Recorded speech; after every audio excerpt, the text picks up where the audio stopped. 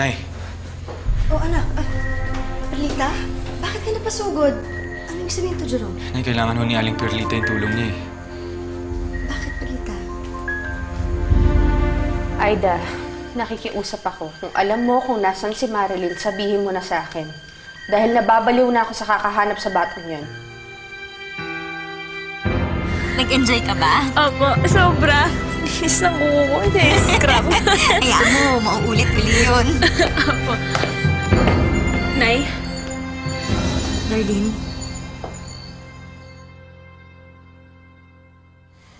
Masisira na lang ang ulo ko sa kakahanap sa'yo.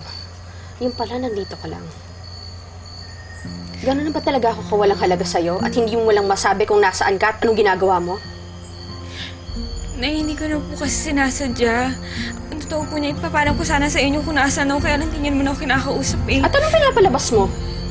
Ako pa ngayon na may kasalanan? Bakit ba kasi kailangan pang samahan niyan si Giselle? Samantalang tapos na ang oras ng trabaho kung saan ka pa nakakarating. Nay, trabaho po yung pinunta namin doon. Talaga? Parang hindi naman halata. Perlita, hindi nagsisinungaling sa'yo si Marilyn. Trabaho talaga yung pinunta namin doon. Kaya lang, maaga kami natapos kaya naglakwatsa kaming dalawa. Hindi lang naman namin namalayan yung oras eh. Pasensya ka na.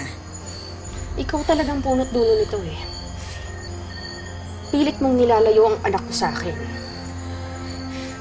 Tinatambakan mo siya ng trabaho para hindi siya makauwi agad. Isa pa, di ba may anak ka? Bakit hindi yung anak mo ang isama mo sa mga kung ano-anong lakad mo? Sandali nga. Bakit ba pinapalabas mo na masama ako? Masama wala naman ka ako talaga? ginagawa masama! Talaga wala? Nilalason mo ang utak ng anak ko. Inaagaw mo na nga siya sa akin eh. Anong nilalason? Nay, tama na po. Bakit ako titigil? Tama naman yung sinasabi ko ah. Nagsasabi lang ako ng totoo. Mga agaw ka ng anak. Nay, mabuti po. Hindi pa ako tapos! Nay, umalis na lang tayo.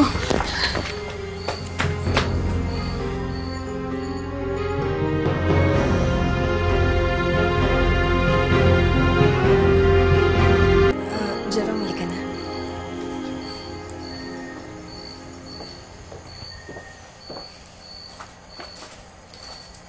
Bakit ba kasi kailangan pa isama si Marilyn? Tapos hindi man lang kayo magpapaalam kay Nay Perlita? Ah, bata ako? Kailangan ko magpaalam? Tsaka sandali nga, bakit ba kinakampihan mo si Perlita?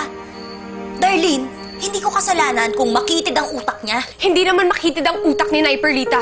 Totoo naman yung sinasabi niya eh. Kung tratuhin mo si Marilyn, para siya ang totoo mong anak at hindi ako. Diyos ko naman, Darlene naman. Hindi naman eh. Talaga? Eh bakit lahat ng tao yun yung sinasabi? At ikaw isa ka lang? Darlene. Darlene!